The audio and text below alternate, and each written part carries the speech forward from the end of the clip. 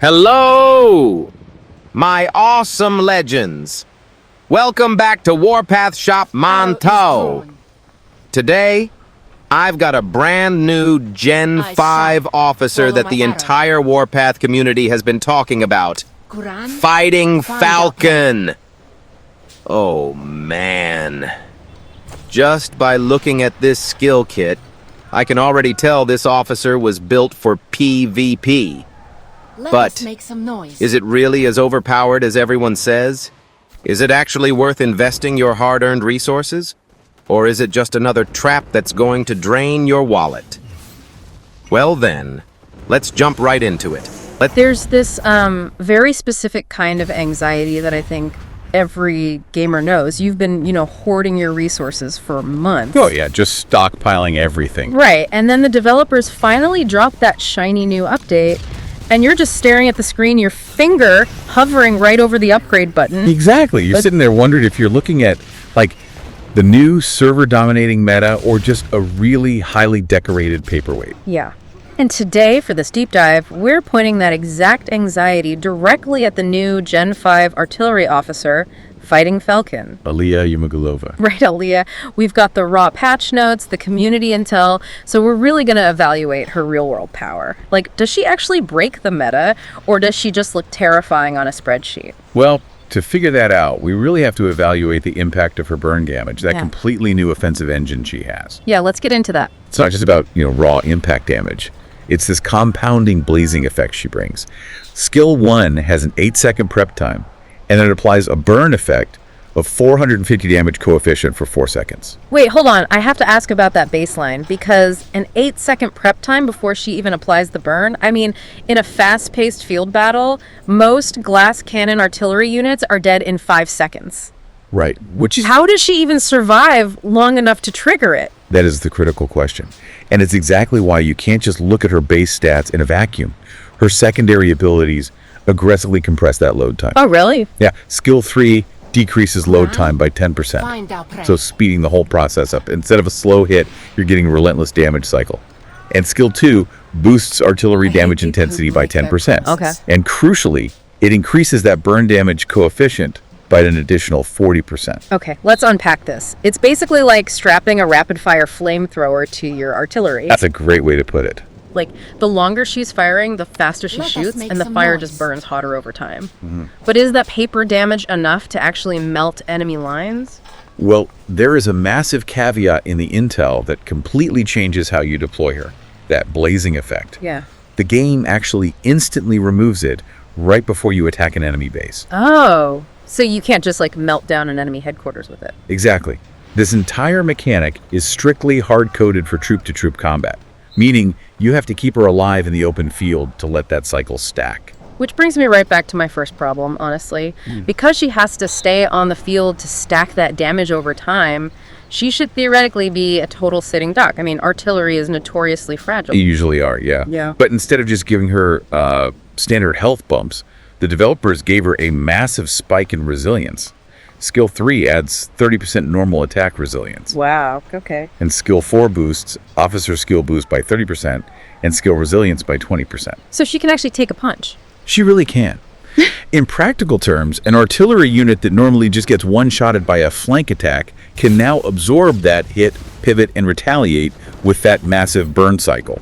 Okay, but analyzing the range advantage, that seems to be the real game changer here, right? Not her armor, but her awakening skill 5. Oh, absolutely, the crown jewel. It increases her effective range by exactly 1 map grid. Yeah, and what's fascinating here is how a single grid fundamentally alters the targeting geometry of the entire battlefield. Right, I was thinking about this like a boxing match. It's like giving one boxer a significantly longer wingspan, but they're fighting in a telephone booth. You can hit them, but they can't hit you. Exactly. Because she gets that extra grid, she fundamentally breaks the game's targeting AI.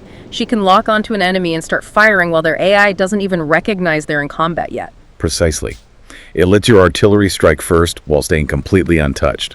For major events like City War, Capital War, or, global invitationals, this range advantage makes her almost mandatory. But hold on, the community intel shows players immediately planning to pair her with Gridlock Architect or Long-Range Marksman. Right.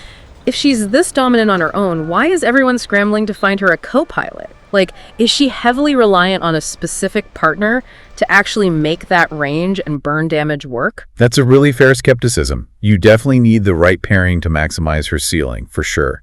But even at a baseline, looking at the whole package, fighting Falcon offers a highly potent cocktail. Yeah. You get sustained troop-clearing burn damage, the resilience to survive a flank, and an absolute game-changing range advantage. So definitely not just a paperweight. If you're focusing on field battles, she really does redefine how artillery engages on the map. She does. It's a fundamental shift in battlefield tactics. It's wild.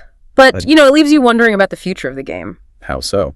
Well, if artillery can now just dominate from a completely safe distance a full grid away, while also soaking up counterattacks... But hold on a second, guys. If we only look at fighting Falcon by itself, I honestly think we're only seeing about half of its true potential. The real magic happens when you pair it with red heat. Oh my God. This is where things get really interesting. These two officers feel like they were designed to work together. One applies burn, while the other massively amplifies burn damage. The result? An absolutely insane amount of damage over time. Fighting Falcon applies burn with a 450 damage coefficient and increases burn damage by an additional 40%. Then red heat comes in and boosts burning damage by another 50%. Guys, pay close attention to this.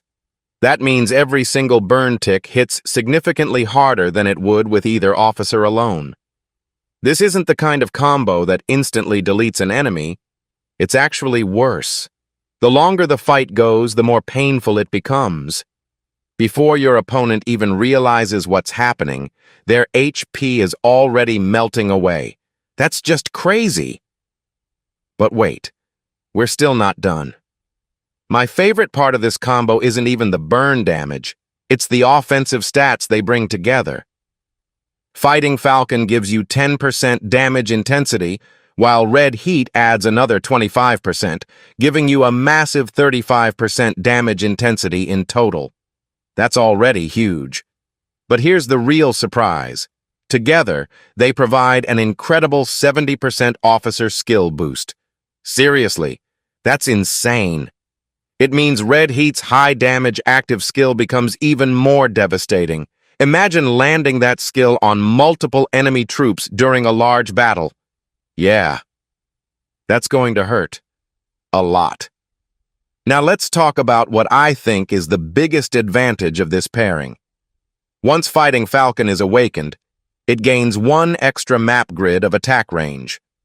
Don't underestimate that single tile, guys.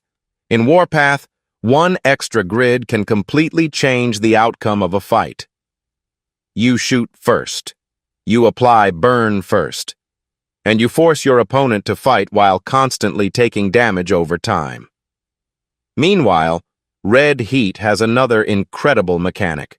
Every time it attacks, it reduces its own skill cooldown, and if the target is already burning, that cooldown is reduced by an additional 1 second. Do you see how perfectly these two officers work together? Fighting Falcon keeps burn active almost all the time, while red heat takes advantage of that burn to cycle its powerful AoE skill much faster. Everything just flows together naturally. Honestly, that's a beautiful combo. And it's not only about dealing damage. Fighting Falcon also gives your artillery 30% normal attack resilience and 20% officer skill resilience, making your troops much harder to kill during extended fights. On top of that, it reduces load time by 10%, allowing your artillery to fire more consistently, keep burn active, and maintain constant pressure throughout the battle.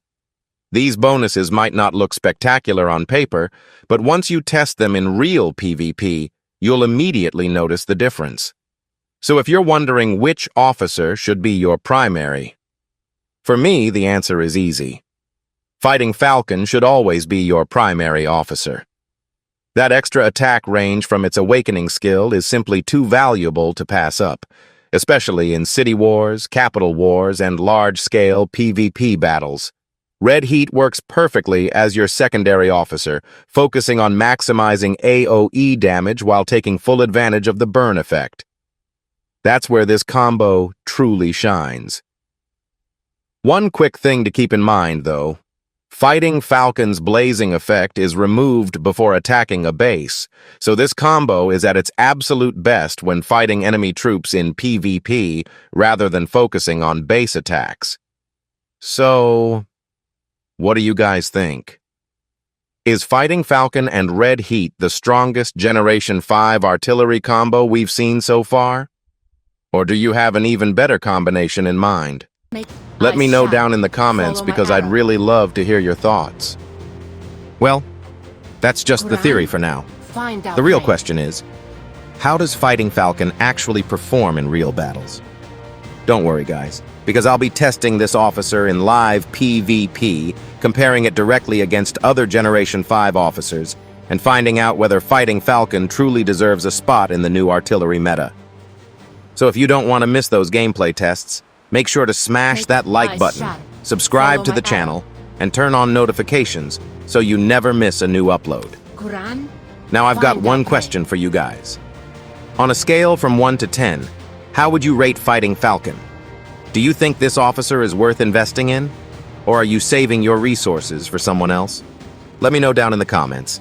I read every single one of them. Thanks for watching, everyone. This is Màn Thầu, and I'll see you guys in the next Warpath video. Take care.